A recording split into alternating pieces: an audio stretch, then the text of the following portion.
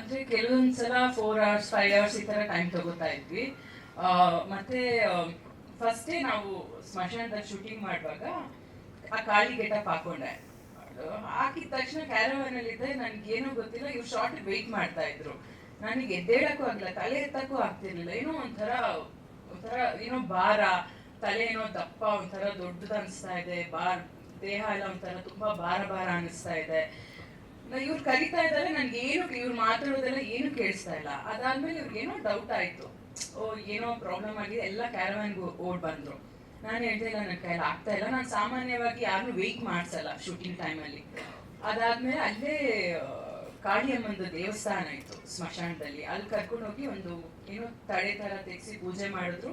ಡೈರೆಕ್ಟ್ರು ಕಾಳಿಯಮ್ಮನ ಭಕ್ತ ಅವರೇ ಒಂದು ಲಿಂಬೆ ಹಣ್ಣಲ್ಲಿ ಒಂದು ದೃಷ್ಟಿ ತೆಗೆದ್ರು. ಅದೇನೋ ಗೊತ್ತಿಲ್ಲ, ತೆಗ್ದು ಅಲ್ಲಿ ಪೂಜೆ ಆಗಿದ ತಕ್ಷಣ ಒಂದೇನೋ ಎನರ್ಜಿ ಬಂತು.